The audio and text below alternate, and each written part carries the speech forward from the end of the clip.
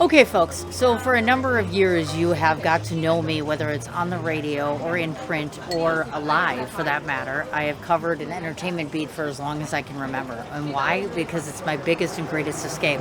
The movies and entertainment have always been a very big thing for me. At a certain point in your life, and in this case, being 52 years of age, you decide to expand out. Most of you already know that I'm going into the TV realm. However, this is going to be one of a number of segments where I am doing either personal stories or lifestyle stories or relationship stories. One of the things that most people are not talking about in this advent of all of these new and crazy things going on in our world is how this is shaping or reshaping the terms of love and relationships and how we cope with things. So today is going to be one of probably a series of 6 or 7 relative to love, relationships, and lifestyle. So I'm very pleased that my very first guest is someone that I've known, oh my gosh, since I've been young. And more importantly, it's not very often that I get an opportunity to interview someone that, whether she knows it or not, is for me, sets the bar very high and literally is the person I wish to excel to become one day.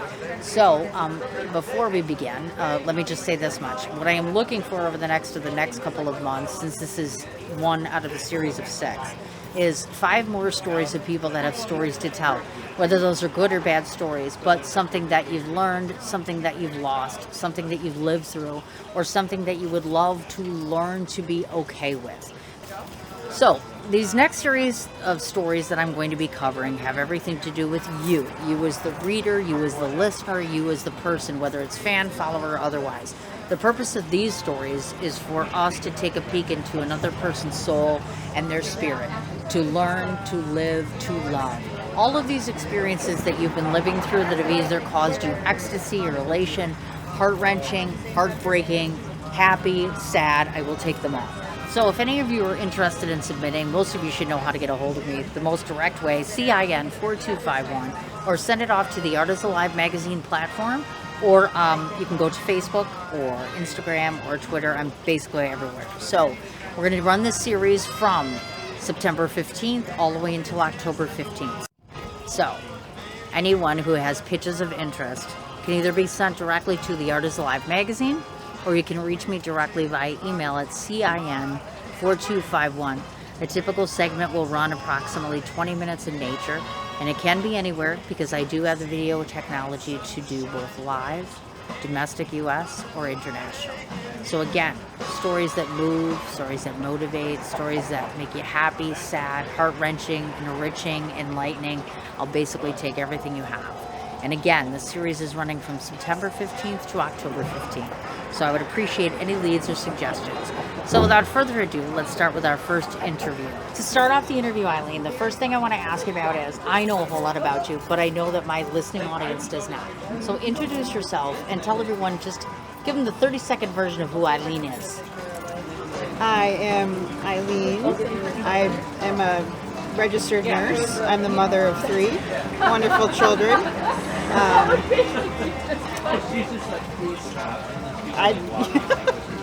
I've had a wonderful life. My children are my world.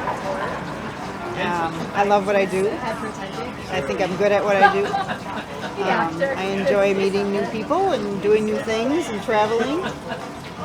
But it's mostly my world is my family. Absolutely. Yeah. And if you guys knew her, you would know if you looked at all those constant pictures that she takes. That smile just lights up a room.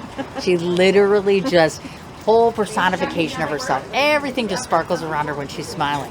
I, of course, know that you're a resident of Wisconsin, long-term resident. Yes. We both went to Pius High School together. So Pius and then eventually WCTC along with UW-Stevens Point. Yeah. So what gravitated you towards this particular field? Because we were talking a bit about the fact that when you're doing work, and especially in hospice care, things can be very challenging, very creative and very challenging, and also very somber at times, I imagine. Yeah. I think it's just taking care of people. I've always been one to take care of, try to, be the glue that holds people together, try to be the peacemaker. I just like helping people. It makes sense. I feel like I'm good at it. I'm a good listener. I have, compassion and empathy for other people, what they're going through. But I think that's just ingrained ability of mine is to reach out and try to help where I can. It's been said of people, and I know this all too well, some people just have an innate ability to constantly caregive, meaning the well never runs dry. Right. Would you say that's accurate in your case? Yeah. To the point of sometimes it not being very healthy for me, which I have found. But I've learned as I've grown older that you have to take time out for yourself and give yourself some love. And as hard as it is to say no, sometimes you do need to do that. Sure, absolutely. And of course, you were mentioning to me that very recently this pandemic has hit everybody in different ways. But sadly, of course, you have been ill yourself, and your family has been ill, of course. And how has that had an effect on you? Meaning, are you guys kind of rebounding back now and getting more back to normal, or are there still lingering effects from that? No, I think we're all pretty much back to normal. Yeah. You know, the kids are we're all very outgoing. My daughter's back at college. I mean, they have their own protocols and things, you know, they have to wear masks in class, and everybody's been vaccinated. So there's policies that they have to uphold everywhere where they go. But for the most part, as a family, we're pretty much back to normal. And of course, you mentioned a family. She looks like she's 30, so it's not believable, I know. 3 children, of course. So tell us a bit about the kids, and more importantly, tell me a bit about, at this particular age, we all have learned something from our children. What have they taught you? And I don't know. I don't even know what it's in reference to. It's just like you have to take life one day at a time. It's just a thing. You have to live in the moment. You have to just, you know, I think of my daughter. She's very outgoing. Her and my oldest, Jacob, are very much the same person, but 2 different bodies. And they butt heads, and I tell them that. I said, you know why you 2 don't get along sometimes? Because you're the same person, doing the same things. But they're all very outgoing. They all love to travel. They all love to meet people. George is the middle one. He's a little more introverted. He's the musician. But he watches. He learns. He likes to go places too. He's got a lot of big dreams, which is great. Their dad and I have always encouraged them to. You got to dream big and go for it. You know, life is short. You got to live when you can. that's like her. And of course, alternatively, you as mom and having the 3 kids now, looking back at it, is there something you've bestowed to them that they have come back now and said to you, hey, we're full-grown mom now, and we live this every day because of you, or we're this way because of you? That one imprint you've left on them. I think they're all very compassionate children. I think they've all been taught from little on that you treat people with respect and dignity the way you want to be treated, no matter what. You know, even if you've been, done wrong, just let go of the anger, and you need to treat people with respect. Oh, sure. And they've all grown up that way, and I see that in things that they've done. We got a few messages and emails from each one of their teachers saying, I was really proud of, Maggie or Jake or George. They helped somebody because they have special needs in their kids in their classes. Each one of them have had that, and each one of them has been, helpful. And you know how sometimes kids can be kind of like shunned when we were in school. Oh, sure. You kind of don't sit by him. I've been in that position when I was in grade school, and it's a lonely place to be. And I've taught them from little on, don't ever treat somebody like that. You are not better than anyone else. And they've all grown up to be very caring young. Now, of course, we're talking about relationships, so you have been married, yes? Yes. Tell us a bit about that experience, meaning having a long-term marriage and having not a lot of relationships per se, because of course as we age, some of us have gone on and dated more often. You've chosen more of the limited relationships. So tell us a bit about how you met your husband, and more importantly, what did you learn from your marriage? Meaning, what did you expect marriage to be versus what it actually was for you? The first marriage? Or Yes. The first marriage? Well, we were very young when we got married. I was 22, and he was 23. And within 9 months of us getting married, we had Jacob. So it was a very, we go from being single to being a wife to being a mother, and boom, boom, boom. And I think you have a very unrealistic, kind of fantasy when you're that young and you get married. Because we both grew up in homes where our mothers were stay at home. I mean, they worked at different times during our upbringing, but for the most part, our moms were always there when we needed them. When we were little, they were home. So that was my idea of when I get married, I'm going to be a stay-at-home mom. And that's what I want my kids to have. Sure. Well, after having the boys, I realized I'm not that person. And I beat myself up for that. I think a lot of women think, well, you're supposed to stay home. Not anymore so, but back when we were growing up, sure. That was the thing. You stay at home, you raise your kids. I mean, as much as I love my children because they are my world, I wanted to do something more than, I wanted to be their mom, but I also felt like there was more for me to give to the world. Sure. So that was hard pill to swallow, to realize that I wanted to do more, but I didn't feel like I could. And then that's when the problem started, because I kind of lost myself in there somewhere. Okay. I didn't really have a really good, definite identity to who I am and what I wanted. Sure. And you were young. Yes, very young. It takes a while to be able to develop that, of course. Yeah. So how long of a relationship was that with the first husband? Oh, Michael and I were together for 18 years. Oh, wow. Look at that. And then when did that conclude? And if you don't mind me asking, at that point, with it being your first relationship, how devastating was that for you? Because that was your whole life. Yeah. It was devastating for everyone.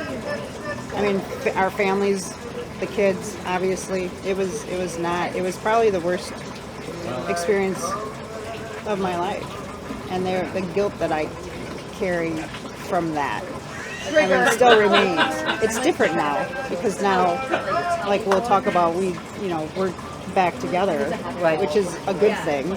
But back then, there was so much pain and so much guilt from that I don't think people understood my side of that because of what had happened. But I know the pain that everybody went through, and I will carry that with me forever.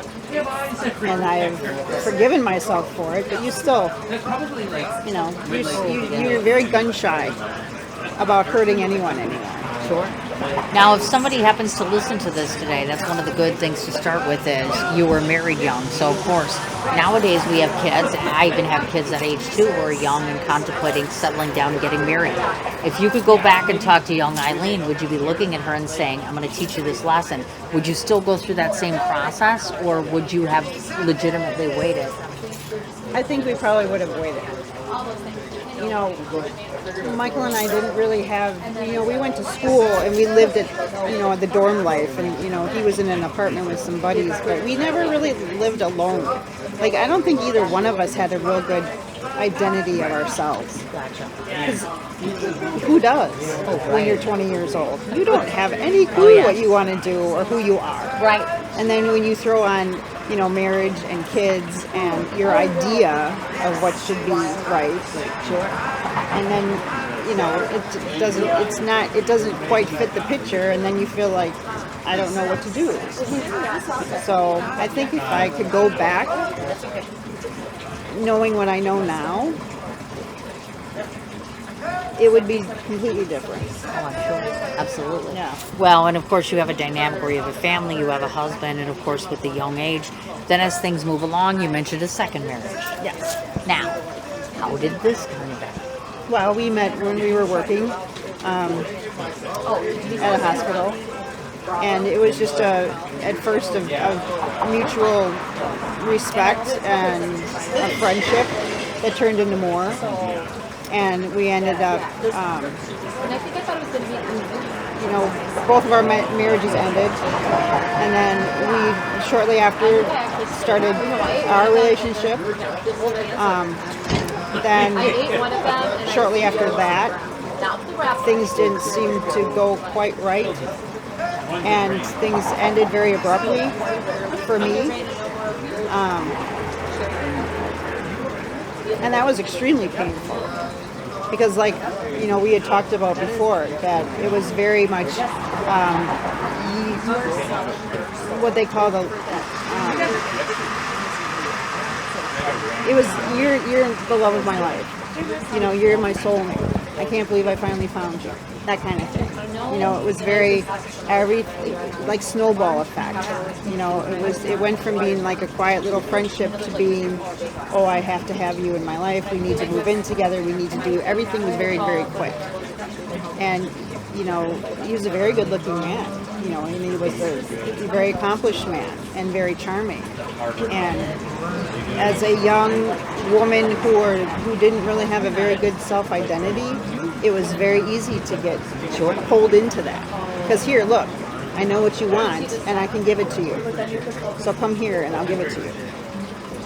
So if I were to ask you, looking with Michael in your first marriage, and then the second marriage came along, what is it that this second individual had that drew you away from what you had? Because you had a foundation of something for some time. How do you end up going here? It's that charisma, that mystery, that like a shiny new toy. Like you feel like you're not really sure what's going on. This isn't really what I want.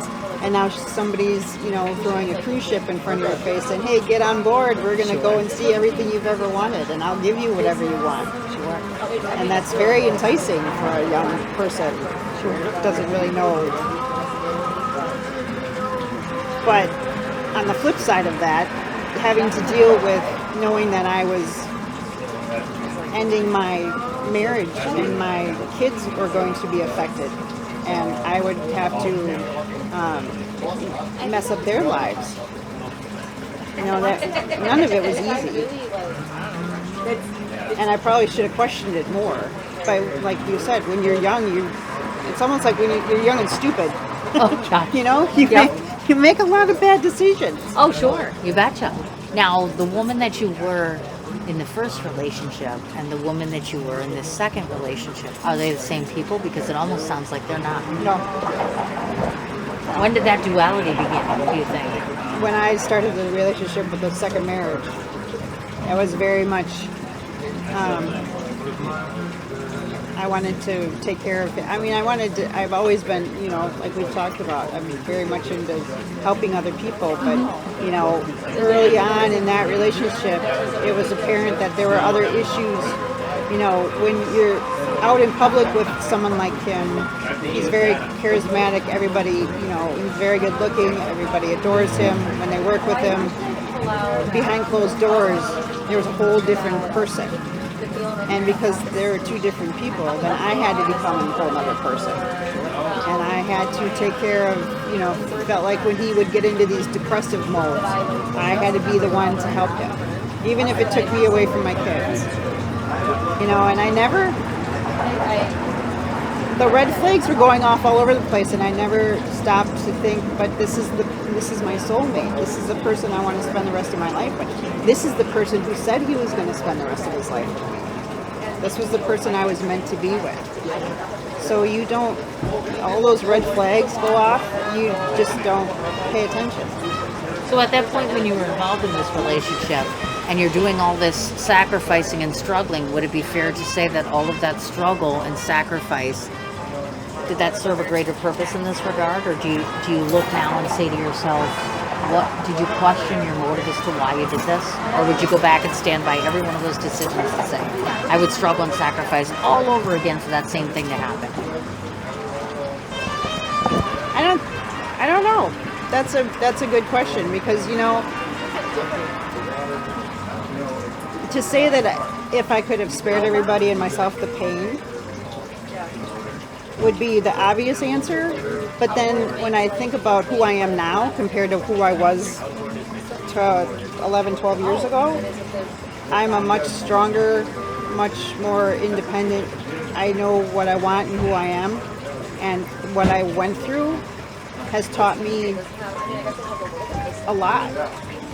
and it shaped me to be who I am. It shaped my kids to be who they are.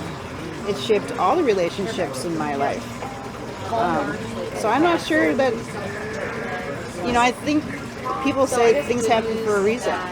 There's a reason that happened, and I can sit and I could blame him for everything that happened. But then again, I also have to take responsibility for myself to staying in that relationship. We broke up 3 times. And the 3rd time is when I finally said, okay, enough is enough. I can't do this anymore. The 2 times before that, there were huge things that when I look back at it now, I was like, oh my God, why would you even, nobody in their right mind would have stuck around the first time I had it. But like I said, I totally believe that we were meant to be, that I was going to spend the rest of my life with him. Now, it's been said that when you have a true love of your life, like in my particular case, the first love of my life, it's been said that there is never a point in time where you will ever, that flame inside of your heart ever truly goes away 100%. So, under that caveat, would you say it's fair to say that you will die having him somewhere inside of you, even to this day? By all means, yeah. Oh, yeah, definitely. I mean, I'm sure there's not going to be a day that goes by that I don't think about him. Good, bad, or otherwise. He's there. I mean, I fell in love with that man.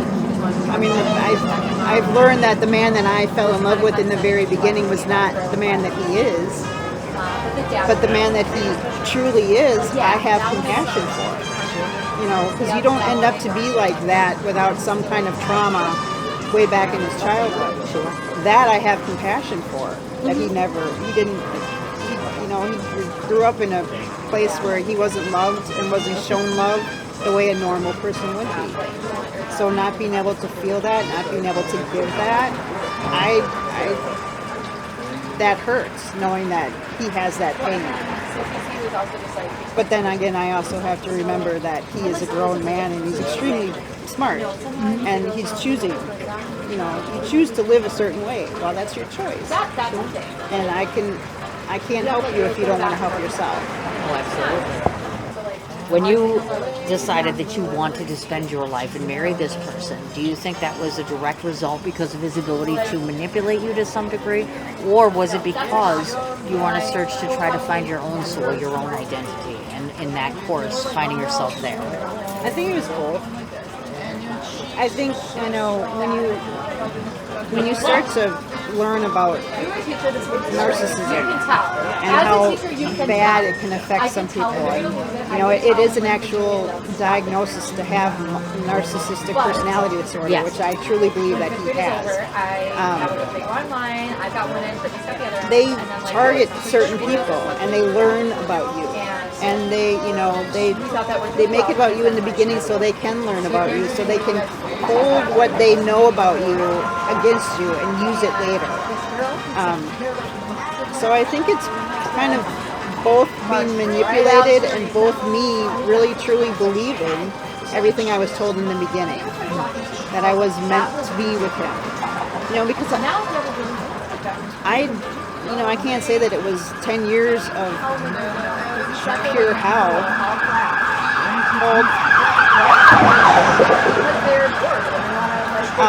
Because it wasn't. There was a lot of time in our marriage that I felt very loved and very well taken care of. But the times that I wasn't, that I was being manipulated, that looking back at it, the little digs and the little hurts and they call it, I can't think of the word, but it was calculated. It was calculated maneuvers to hurt.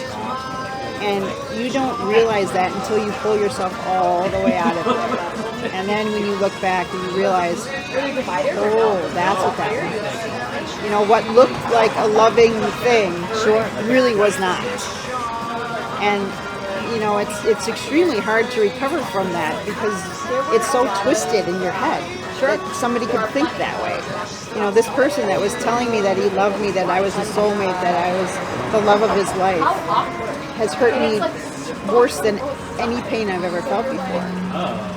But then again, he's also taught me how to deal with that and how to come back from that. So, you know, when you asked me before if looking back, what would I tell myself? You know, it's hard to say because I've learned a lot. And I've, you know, to come back from what I've been through and to be the person I am and still willing to be loving and kind to people, I take pride in that, I guess, I could say. And I think my kids see that. You know, it's a good lesson for my kids. You know, they've seen the pain I've gone through for the past 10 years. They've been witness to every single fight we've had. Every single time I've had to move out of a house. They've all seen that. And now they see me the way I am now. A strong, independent, healthy, loving mom who, you know, look what she's been through and look where she is now. So now I would ascertain that some of the people that watch this interview will hear you at one point talk about these wonderful things that your husband gave you. Right. And then turn around and then hear you say, this is the worst heartache I've ever had. Yeah. So explain that dichotomy, because some people are going to be like very conflicted about, does this make any sense to me? So break it down for us a little bit. How is this possible to have so much awful and so much adoration? It's a pattern of behavior that I've learned. When this happened, I decided that was going to be the end, that I wasn't coming back. There was no way. It was going to keep happening. And I started to look, you know, online to see things. And, well, you start to realize when you look up narcissism that it is a pattern of behavior. These people, they go and what they call love bomb. They will target a certain person, usually a very loving, a very empathetic, a very compassionate person. They target them and they try to pull them into their world by telling them all of those wonderful things that everybody wants to hear. You're wonderful. You know, I've never felt like this before with anyone else. You're the love of my life. I want to spend the rest of my life with you. You get sucked into that very easily. Like they want you to meet them. Especially with somebody, you know, very charismatic and very charming. It's very easy. Especially when they get to know you well enough to realize that there's something going on in your life that they can, you know, like when I was not feeling, you know, quite right about myself. Mm-hmm. Like I didn't know who I was. It's very easy to manipulate somebody when you're not very secure. When you're insecure, you can be manipulated a lot easier. So they target those kind of people. And it's men and women who both have, you know, they both have this, they can both have this disorder. They manipulate people, they bring them into their world with all of that wonderful, you know, love bombing. Once you're in there, it quickly turns to the little digs. And, you know, you look perfect on the outside, but behind closed doors, there's, you know, silent treatments. And there's insults. And it's not very obvious in the beginning. It's sometimes you can, you know, you kind of sit back and you're like, did he really just say that? No, he couldn't have meant that. You know, and you blow it off. Oh, he's tired, or he's stressed, or he's this, or he's that. But then it becomes more and more intense. Mm-hmm. But it can go, it's hard to explain, and it's extremely hard for people to understand if they've never been in a relationship with a narcissistic person. Because it is so twisted, and it is very contradictory. Because from the outside, everybody sees who they're trying to personify. Everybody sees that nice, charismatic, charming person. Sure. Look, everything that he's given you. Look at all of these great places you've gone. Look at how loving he is in front of everyone else. But when no one else is around, it's not the same person. It's like a Dr. Jekyll and Mr. Hyde kind of a thing. You get home and there's, you know, I'm not going to talk to you right now, or you'll have a conversation and they'll like turn away from you. Or there'll be those little digs that I said, well, you know, those people are really nice, but I really don't like hanging around with them. I don't really like spending time with your family. That kind of a thing. It's manipulating your friends against you, which he did. They try to pull you away from any support you have so they can manipulate you easier.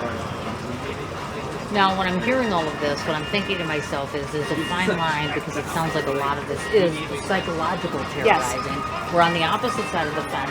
One might ask, how is this any different from an individual who is, in addition to psychologically damaging, with a wife beater, let's say, or someone who's physically damaging? Where does the line cross? Or is it fair to say that it's not abnormal to consider the fact that this could lead to physical harm? Oh yeah, it can. I mean, when we talked before, I said I got off easy compared to some of the stories that I've read. Sure. There's like a certain characteristics of certain types of narcissists. There's the ones that are extremely controlling and extremely, they call them the ultra ones, that they know exactly what they're doing. They know why they're doing it, and they're extremely hard to get away from. But then there are the really low end ones who aren't very intelligent, and that's usually the ones that are going to end up physical. Sure. There's physical abuse involved. The most common type are like the middle ground, what they're called covert narcissists. Oh, sure. And that's, the most common ones that everybody sees from the outside is, like I said, a very, very good looking, very charismatic, very charming person. But then behind closed doors, that significant other is getting mentally and emotionally abused. And that was a very hard word for me to even accept, considering, like I said, I was in love with this man. I loved him with all my heart. I will love him until the day he dies. But it was abuse. And looking back at it, it's, like I said, it's extremely hard to talk about and for people to understand because of what they saw on the outside compared to what I dealt with by myself. So it is a very difficult thing for people who've never lived with a narcissist to understand. So when people look at situations like this, especially when it concerns abuse of any kind, the first question that often comes to a person's mind is what power they have to possess over you to make you say, I'm staying. So, along that caveat, why did you stay when you knew that 90% of this would cause you harm or pain or inflict pain upon those around you? Well, because you don't think about that.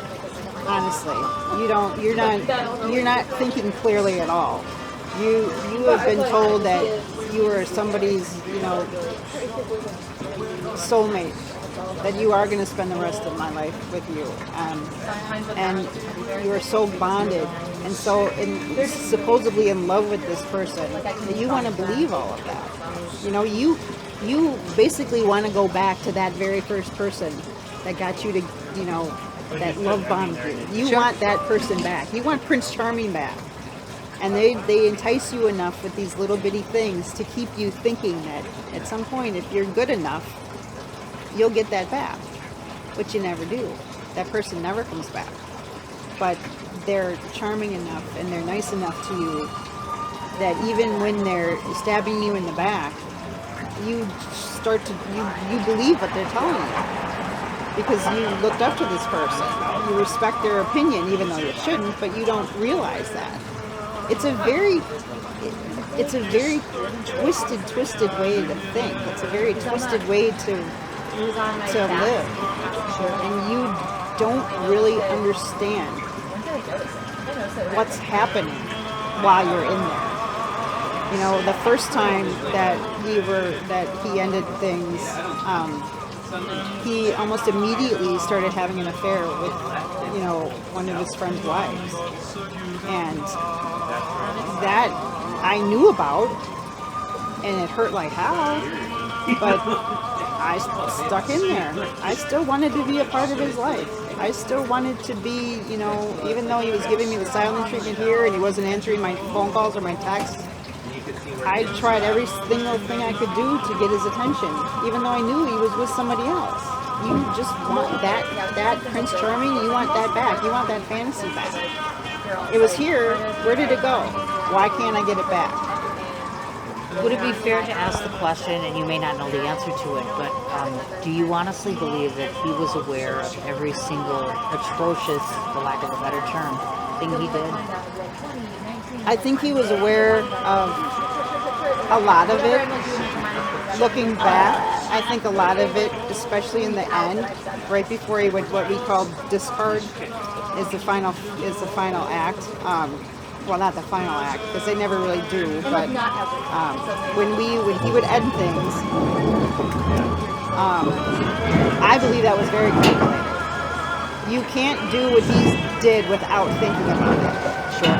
And I believe, and especially at the end, you can't do what he did without knowing what you were doing. There's no way. You can't. There were so many times when he would triangulate, which means he would throw other women in my face. That like the second time when I moved out of our house and I was still taking care of our dog when he would go to work. There were times I would walk into the house and they were quite obvious that there was another person. Sure. There was lipstick on glasses. There was shampoo in the shower. I mean, it's just. Or something bad. And they do that, and my reaction in my unhealthy brain was, I have to work harder to get him Dave was like thinking, I was like, to look at me instead of her. Instead of saying, okay, he's like, good. screw you, bye. Right. You can have them. Sure. Which is, what you what I ended up finally doing. But, in that frame of mind, you're still not thinking right. You're still very insecure. And the manipulating and the twisting and turning things and then pulling you in and pushing you away keeps you insecure. And that's where they want you. Oh, sure. Now, I did some research, and when we look at true narcissists, how would you address this? Because it's been said that there are actual plus points to narcissism, meaning that most individuals who have this personality disorder or who act in this manner are actually very high achievers, very mentally tough, all of that good stuff. So it sounds like, as twisted as it sounds, is that there's actual plus points to being like this. And would it be fair to say that there's a difference between having a disorder where it disables you, but what happens when the disorder fuels you and actually makes you a more finite, more fine individual? Where's the line? Where's the line where it becomes completely toxic when you've got some people telling him perhaps, hey, there's some very plus points, you're a better person because of this. When does that crazy roller coaster train actually get to a point where he looks in the mirror and says that? Do you think he will ever be able to say, no matter what, any positives here, this is just pollution for me and everyone else? Do you think that will ever happen for this person or narcissists in general? They don't. Very, from all of my research and everything that I've read and watched, they don't change. Very, very rarely will they change. They don't take responsibility or there's no accountability. Very rare will they ever apologize for anything, because to admit fault, that means that you are that bad kid. Sure. That never got the love and was never good enough. So you can't admit accountability. So will he change? I highly doubt it. I hope he does. I hope, I guess I'm idealistic in the way that, I want everybody to be able to be loved, have love, be able to feel love. Sure. And I don't think he ever will. And that's painful for me to think about. Because, like I said, I will love him until the day I die. Not the same way I did, but I have compassion for him and his dysfunction. But will he ever change? I highly doubt it. Not a lot of them do. It's very difficult. I think you can go to therapy. I mean, we went to therapy. I'm not sure that he was in it for the right reasons. It may have just been, this is what I have to do to keep her under control. Control is a really big thing for them. They Sure. have to control everything. So, but no, from my research, it's very rare that they change. And it's interesting, we had talked earlier about the fact that you had mentioned about physical, actually how you've been feeling physically in certain relationships and how that had an effect on you. And while I was doing some research on this, and I know this to be true in my own relationship, when people are in love and truly good, loving, healthy relationships, your heart rate is better. Your physical just well-being is better. The hugging, the kissing, the connection, it all causes mentally and physically changes in you. Now, you had also mentioned just being more ill, like physically ill as well as mentally not feeling well. Yeah. So at what point did all of you become better? I would say probably in the last 2 or 3 months. I finally feel like I'm, free. I've lost weight. I feel better. I sleep better. I laugh more. I'm a lot more, open with my kids.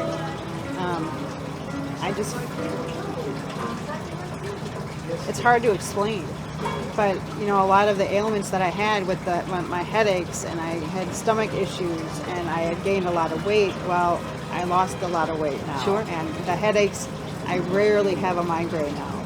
I can't remember last time I had an issue, with dairy like I used to. It's just a lot of stress is gone. Sure. And I don't think people really realize how much stress can affect your health. Absolutely. Well, you betcha. Now, the hard part is because you've had your first experience and this experience, and now here you are now. I guess what I should be asking is, of course, when people watch this, if you're walking into a relationship, we don't want to necessarily jump into the negative and say narcissism right out of the gate. Oh, no. So what can people prepare themselves for, or at least to just protect themselves? What would you suggest to a woman or a man when they're going into a relationship? At what point is that flag up already? Without jumping the gun, because we don't want to automatically No, you don't, and that's a lot of people that have been in relationships with narcissists kind of shy away from ever going back because it is extremely painful. Sure. But you can't live your life like that. Not everybody is a narcissist. My biggest thing, like I've told my kids, you got to listen to your gut. Everybody's got gut instincts. I don't know if women have them more than men, but if I would have listened to my gut a long time ago, I wouldn't be here. I wouldn't have gone through all of that. There were red flags everywhere. But I would say that would be the biggest thing, is you got to listen to you. And when those red flags are going off. If something looks too good to be true, or sounds too good to be true, or you feel like you're getting rushed into something, even though this person looks wonderful and has wonderful things and, looks like your Prince Charming, just, slow down a little bit. Ask them a few questions about, who do you look up to? That was one thing that I've learned. I was watching a video from one of the vlogs with one of the psychologists, and they said if you ask a narcissist who they look up to, you almost stump them because nobody's better than they are. So you kind of, there are certain things that you can just watch out for. A lot, they need constant adoration. They need constant validation. And they pick people who have all of the traits that they don't have, like compassion, like empathy, easily, people that can give easy and love easy. They look for that because they don't have that. They want to take that away from you. Do you ever fear that the children, because of course you have children involved during this entire experience, do you ever fear that they're going to walk away from this and say, okay, we have to base our future relationships only on that experience versus allowing their emotion to rule them? No. Because we're a very open family, and they've seen it, and they've heard me talk to them, and I am a broken record. Even to the point of being like, Mom, stop. They know that not everybody. Life is, you're gonna get your heart broke. You're gonna break somebody else's heart. You can't get away from that. Somebody's gonna get hurt. You're gonna get hurt. That's part of life. But you can't go into relationships thinking that, oh, this is gonna end badly. No, you've got to just live life a day at a time and put yourself out there. And if you get your heart broke, well, that's a lesson. Then you pick yourself up, you dust yourself off, and you say, all right, we're okay. So I guess the real question is, what is today in 2021 now? What is Eileen's definition of love? Family. And in the male sense, what does that look like now? It looks very good. My first husband and I are now spending a lot more time together. We are back to being basically a family. Michael and I are getting to know each other again, and it's been, we're two different people now. Sure. We're not the same people we were. I know, both families are kind of questioning, is this a good thing? Is this a smart thing? Is this a healthy thing? But we are taking it a day at a time. There is no rush, but we're all very happy, and the kids are happier than heck. How often can kids Right. divorced parents say, "Oh, hey, my mom and dad are getting back together," Sure. and everybody's great. We were all in the kitchen the other night, and Maggie, the kids were all home, and Maggie even looked up and she says, "Oh, look, we're all in the kitchen together." So yeah, it's been a roller coaster, but the light at the end of the tunnel is very bright. So my last two questions, the first of which is, please tell everyone why it was so important, because you had approached me and said, I want you to interview me about this issue. So why was this important to you? What is the predominant reason for you wanting to do this? I think just people, for the amount of pain that I went through, if I could help a few people, as many as I can, to not have to go through that pain, to really go into relationships with all your heart, but with open eyes. If things look too good to be true, then they probably are. Just education. I want people to be aware that these things are happening, and there's a lot of people out there who have this problem and have this dysfunction. And it's not very apparent on the outside until after you're already, sucked into something. But if I could help one or two people to at least research it a little bit more and learn more about it, and because what I went through was extremely painful at the time. But like I said, it was a life lesson. And you come out of it on the other side. But if I could help one or two people to not have to go through it. So, if someone sees this today and they are currently in the throes of what you've described to be a narcissistic relationship, and they don't want to leave, or they fear that they can't leave, what would you say to them? I would say, do your hardest to get out. That you can leave if you get everything you can possibly get into order. There's so many things online. There's so many websites. There's blogs. There's YouTube. There's the site Quora. There's so many things that you can look to try to help. It's not impossible to get out. It's hard.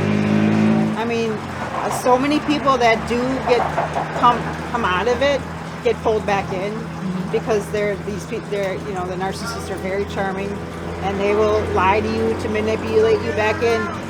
But if you go back, it's that next discard is going to be twice as brutal as the first one. Trust me. So I would say, look online, just research it. The very first thing they always tell you is when you know, you go. When you find out, if you're even Googling it, you already know. And when you find out that that person is a narcissist, or if you even question it, you need to cut them off. Sure. Now, if somebody happens to watch this and they are as impressed with you as I am, then if they want to reach out to you or get a hold of you or try to, just interact with you, are you open to that? And if so, how do they find you? Oh, yeah. That would be, I'm really not anywhere though, except on Facebook and Instagram. She is on Facebook and she yeah. is on Instagram, yes. And her name is? EileenBock. And that's spelled? B-O-C-K. Ah, look at that. So Facebook and Instagram to find her. Okay, so I want to say thank you so much to Eileen for taking the time to talk to us today. One of the things that I think we can all take away from this conversation is quite obvious. The person that sat in front of me, who I knew who is so much younger, who is now evolved into probably 3 new people. One who is a mother, one who has been a married person more than once, and more that is now the person in front of us right now, which is the woman that exists today, which is a combination of all 3. A lot healthier, a lot happier, a lot more inspiring, and more importantly, she is more self-identifying. There is nothing worse than having to spend your life living that lesson over and over and over again just to be able to figure out who you truly are. So one of the things that I think we should take away from this segment is the fact that even though you were in the worst possible place today or a year ago or 2 years ago or 1 marriage ago, there's always room and resources available to be able to find yourself and reinvent yourself. So I'm so grateful that Eileen decided to pick me to be able to tell her story, but more importantly, to serve as an inspiration to so many people, including myself. So, as I said before, there are reasons why I wish to be her when I grow up, and this is just another one. Even through the throes of tragedy, she proves herself to be even more magical and motivating than before. So again, my thanks to Eileen for doing this. Obviously, of course, again, you can reach her on both Facebook or Instagram. It's Eileen, and it's BOC.